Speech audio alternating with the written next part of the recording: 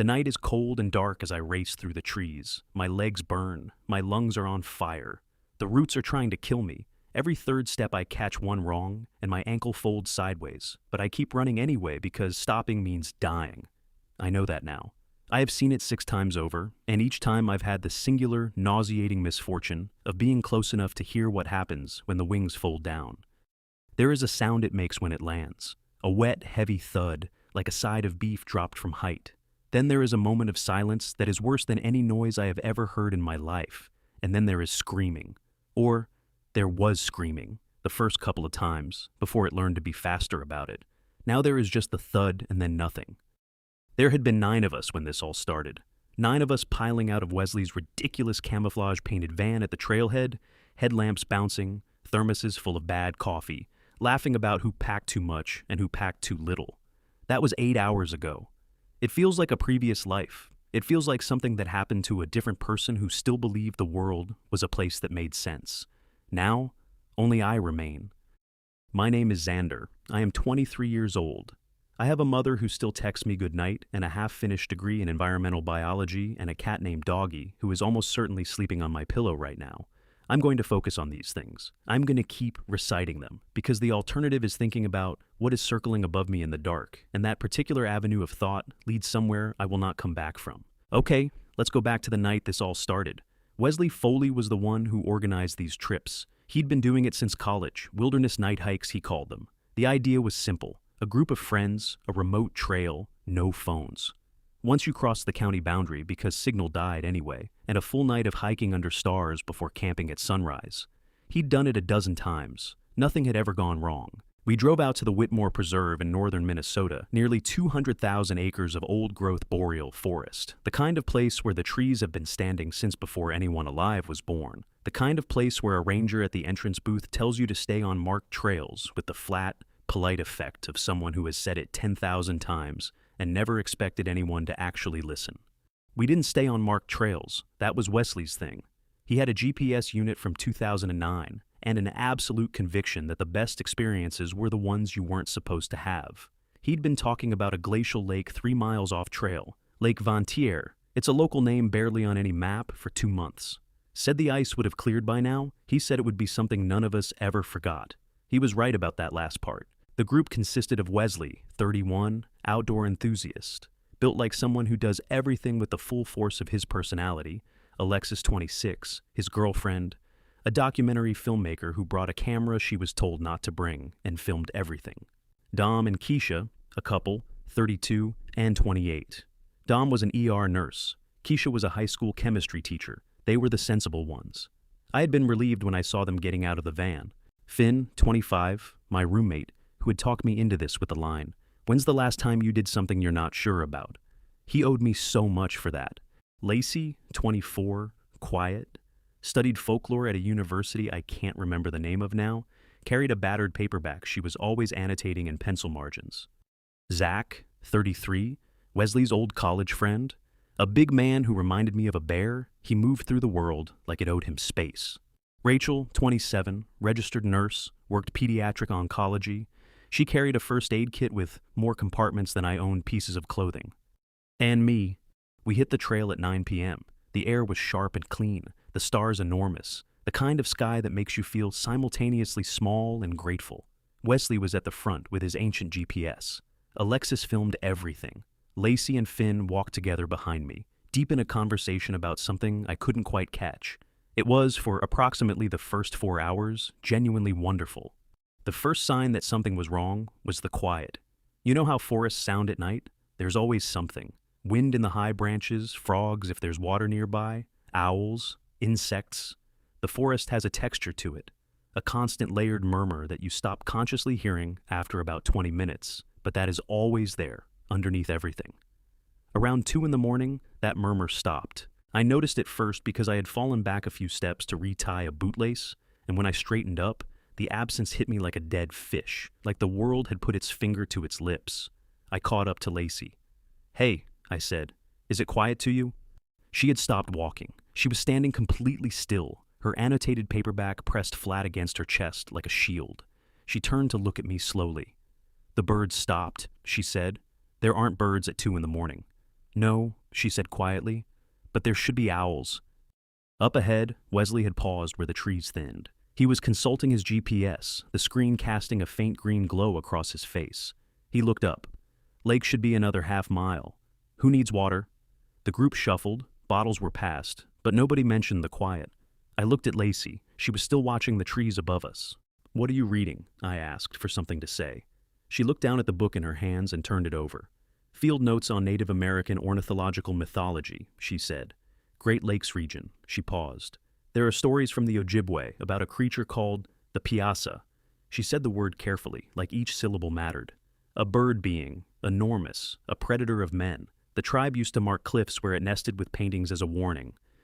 I laughed. It was a small, uncertain laugh. You're researching cryptids on a night hike? She didn't smile. I'm a folklorist. I think about where stories come from. She looked up at the black sky above the tree line. Usually they come from something real. I should have paid more attention to that. I can see that now from where I am standing, sprinting through dark trees with blood drying on my forearm with perfect, terrible clarity. I should have grabbed every person in that group and turned them around and walked straight back to the van and driven home and never gone back. But instead I said, "Come on, you're spooking me." She tucked the book under her arm, and we kept walking. The lake was exactly as beautiful as Wesley had promised. It sat in a natural basin ringed by dark pines, its surface still and black and glossed with starlight. The ice had broken up weeks ago. The water was open and cold and perfectly reflective. You could see the whole sky in it, doubled, like the world had been folded in half. We spread out along the bank. Alexis filmed the water. Zach sat on a boulder and pulled out a flask of something that smelled like bourbon. Rachel started organizing her pack with the methodical efficiency of someone who can't fully relax. Dom and Keisha stood close together at the water's edge, talking in low voices. I found a flat rock and sat beside Finn. "Worth it?" he asked. "Ask me in 2 days when my knees stop hurting," I said. He grinned. "It's beautiful, though. Admit it." "It is," I said. And it was for about 10 minutes before Zach said, "What is that?"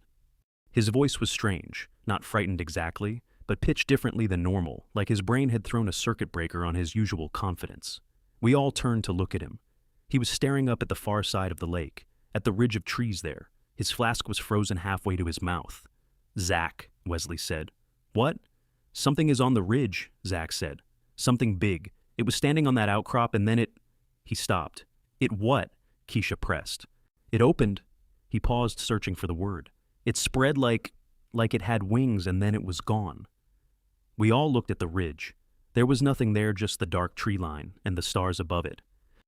"Could have been an eagle," Dom said, "or a great blue heron. They get huge." "I know what I saw," Zach said. His voice was flat and certain.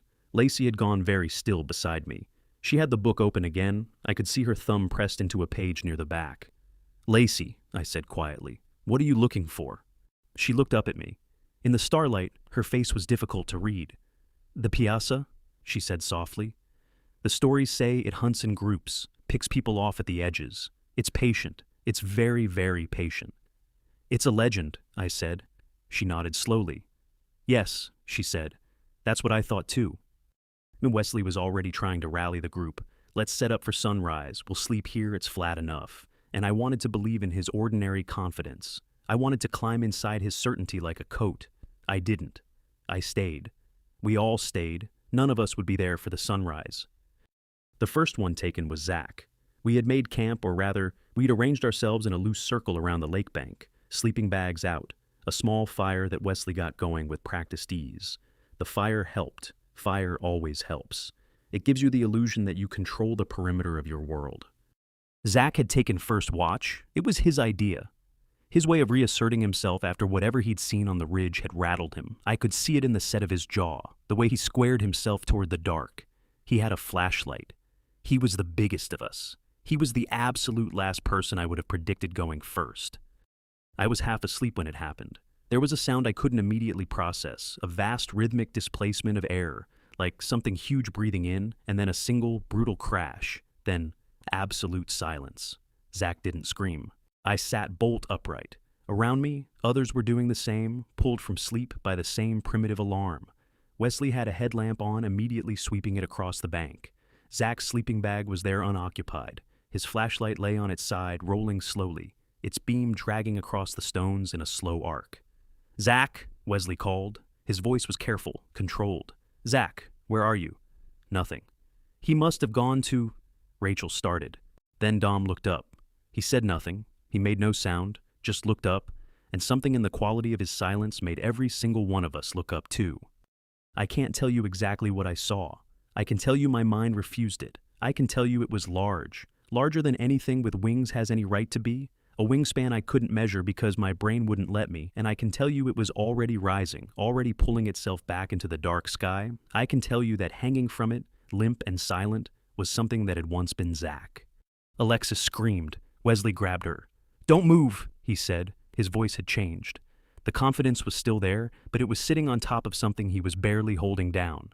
"Nobody moves. Stay together. Stay close to the fire. I don't know what that was, but it's gone now, and we stay together. Do you hear me? We stay together." "It took him," Keisha said. Her voice was flat with shock. "It just took him. He was right there." "I know," Dom said. He put his arm around her and she let herself be held.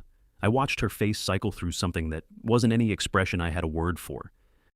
Oh, Lacey was sitting cross-legged with the book open on her knees. Her headlamp was on. She was reading. "Lacey," I said, crouching beside her. My voice was shaking. I hadn't realized until I heard myself that it was shaking. "What does it do with them? What does the book say?" She was quiet for a long moment. Then she turned a page. "It nests," she said. "The stories say it nests in the high places. It takes its prey back there, alive or not, depending on the version." I stared at her. "The early versions," she said very quietly. "The early version says alive." I stood up and walked to the fire. I held my hands over the flame until the heat was almost unbearable, because it was the only way I could think of to make myself feel real. We didn't sleep again. Wesley made the call. We move at first light. We move now, we go back the way we came, fast, together, nobody straggling, nobody falling behind. It was a good plan, and it might have worked if the thing had been willing to wait, but it wasn't willing to wait. We packed in 4 minutes. I have never packed so fast. I have never done anything with such concentrated, wordless efficiency as I packed my bag in the dark on that lake bank. Every sound from the trees made my hands freeze and then resume. Every slight movement of air on the back of my neck felt like the edge of something vast descending. We formed a column. Wesley led, Rachel was second, then me, then Finn, then Lacey, then Dom and Keisha together, then Alexis at the back. We were 100 yards into the trees when it took Alexis. She was there, then she wasn't. The sound was different this time, closer, faster. And there was a brief sound from her, half a breath drawn in, and then she was simply absent from the column. We were running, all of us running, because the only thing our bodies knew to do was move. Wesley was shouting at us to stop, to stay together, but the column had fractured and we were threading through trees in the dark and nobody could see where anyone else was. I ran into Rachel in the dark, literally ran into her. She'd stopped, turned, her headlamp sweeping behind us. "Where's Finn?" I said. "I don't know." Her voice was clipped, professional, a nurse who has learned to keep functioning when everything is wrong. "I have you. I have Wesley ahead. I don't know who else." "Finn!" I shouted, a response from maybe 30 yards to my left. "Here! I'm here!" And then the sound, that nauseating displacement of air, then the thud and Finn's voice cut off like a switch had been thrown. "I want to tell you, I kept it together. I want to tell you, I assessed and adapted and remained functional. That is not what happened. What happened is that I made a sound I have never made before and have no word for." Rachel grabbed my arm with both hands, hard enough to bruise, and said, "Xander, Xander, listen to me. We have to move. Do you hear me? We move." I let her pull me because I couldn't have done anything else. We found Wesley, we found Lacey, we didn't find Dom and Keisha. We called for them for 2 minutes until Wesley said, with terrible quiet finality, that we had to go. 4 of us now running through old-growth forest in pitch dark with whatever it was somewhere above us, patient and enormous and apparently capable of picking us apart at whatever pace it chose. Lacey running beside me, breathless, managed. The accounts say it avoids light, strong light. The Ojibwe carried torches. "We have headlamps," I said. "LED headlamps," Wesley said immediately. 500 lumens. If she's right, we keep them pointed up. We ran with our headlamps aimed at the sky. For 20 minutes, nothing happened. Then Rachel stopped. "My boot," she said. She bent to fix something, and Wesley said, "Rachel, don't stop. Don't." I turned back. The air above her imploded, and she was gone, headlamp and all, still on. It took her, and the light was still on. tumbling up into the dark, and then it was just a point in the sky, then nothing. 3. We didn't speak. Wesley, Lacey, me, moving as fast as we could move without falling. The forest had become something alien. The trees weren't shelter. They were obstacles, slowing us down, giving it places to vanish between. The sky through the canopy came and went in broken patches, and every time I saw an open piece of sky, I wanted to look up but couldn't make myself do it. Wesley had the GPS. He was navigating by it, holding it at chest height, barely looking up.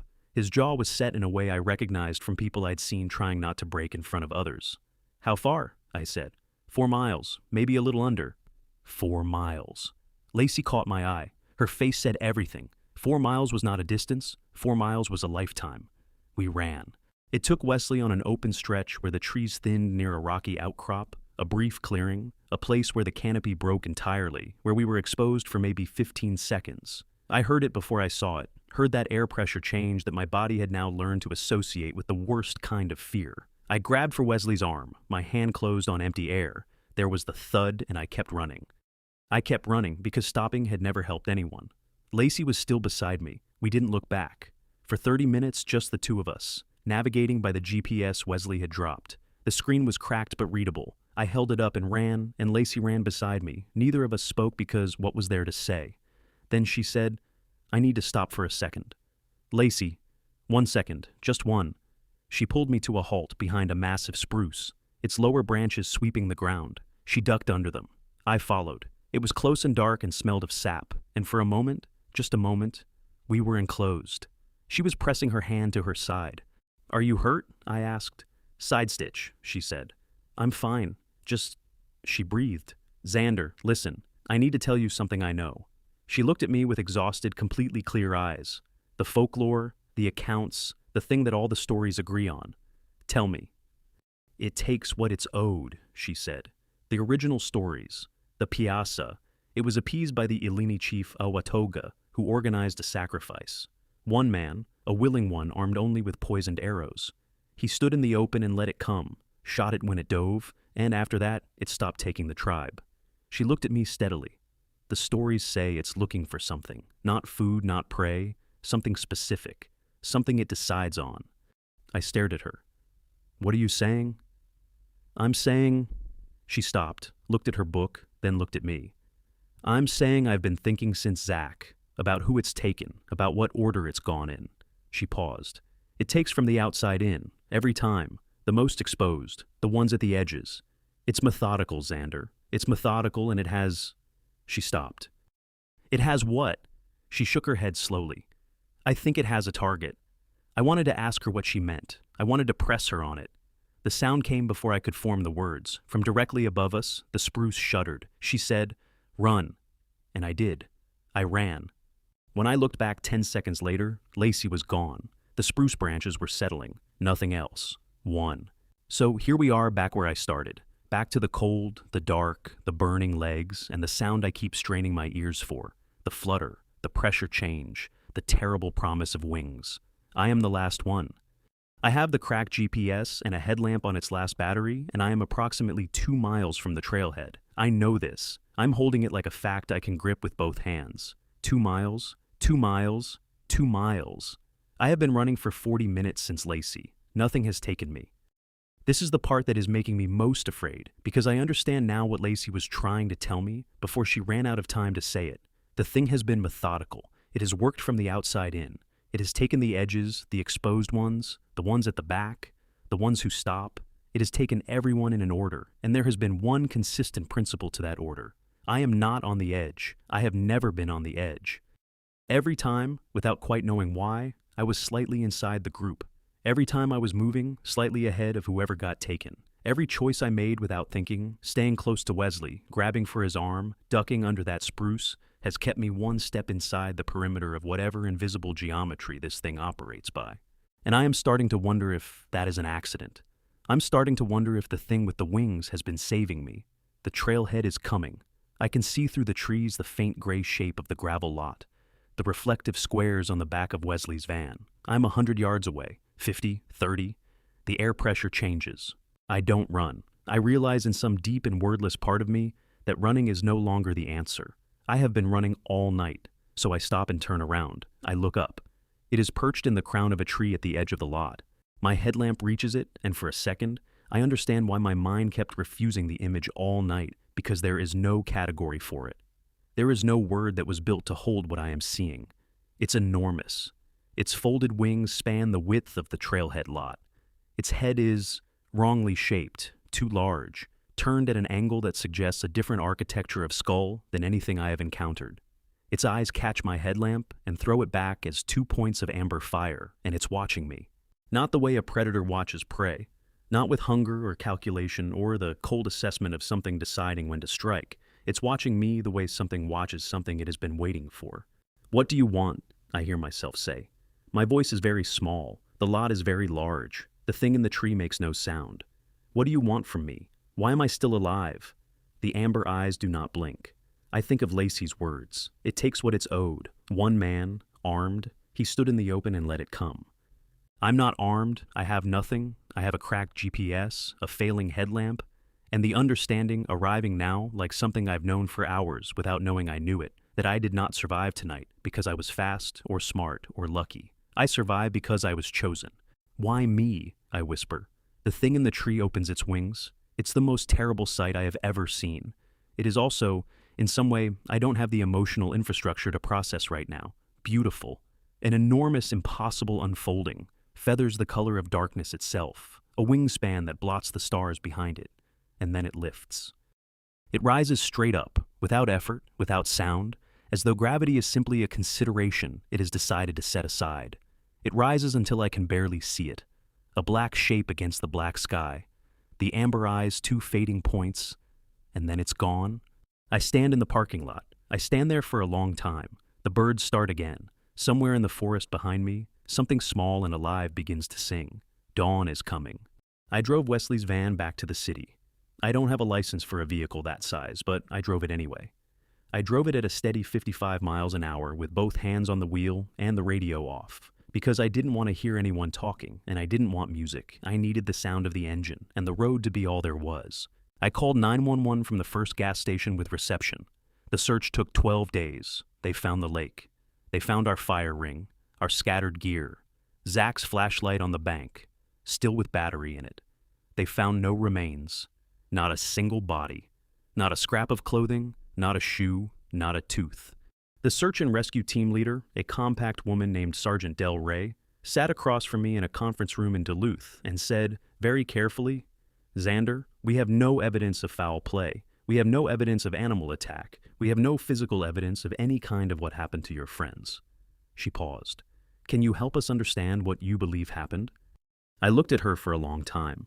I thought about what I would believe if I were her.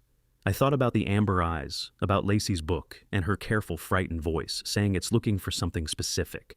I thought about the dawn bird starting up again, the forest resuming itself, as though 8 people vanishing in a single night was simply something that had been scheduled. "A large bird," I said. "Larger than anything I've seen. I don't know what kind." She wrote that down. I don't know if she believed me. I don't know if I believe me. I was there. What I know is this. I am the only one who came back. I am the only one it left. And every night when the light goes and the dark comes, which it always does, no matter how many lights you leave on, I hear something that isn't sound and feel something that isn't wind. And I understand that it is still out there. It is still watching, and I was not spared. I was set aside. For what purpose? I don't know. I hope I never find out, but I have started keeping the lights on, and I have stopped going outside at night. I have begun to wonder, because a mind cannot help but wonder. It is the one terrible gift we cannot return. Whether the thing with the wings has ever, in all its patient centuries of choosing, made a mistake, or whether everything it does is precisely, horribly intentional. Sleep well, if you can. A word before you go. The wilderness is real. The Whitmore Preserve is fictional, but the boreal forests of northern Minnesota are not, and neither are the stories that come out of them. The Piasa is a genuine figure in Illini mythology, a monstrous bird creature depicted on rock paintings near Alton, Illinois, that early French explorers documented in the 17th century. Folklorists still debate what original creature or experience inspired those paintings. What I want you to take from Xander's story is this. The most frightening thing isn't the monster. The most frightening thing is being chosen without knowing why. We all feel it sometimes, that sense that we've been watched, that something larger than us has an interest in our movement through the world. Most of the time, that is simply the awareness of our own fragility dressed up in narrative. Most of the time. Trust the people you go into the dark with. Listen to the quiet ones with the paperback books, and if the birds stop, if the entire forest holds its breath, for the love of everything that matters to you, turn around. Don't go deeper. Don't see what's making the silence. Some things were not built to be seen.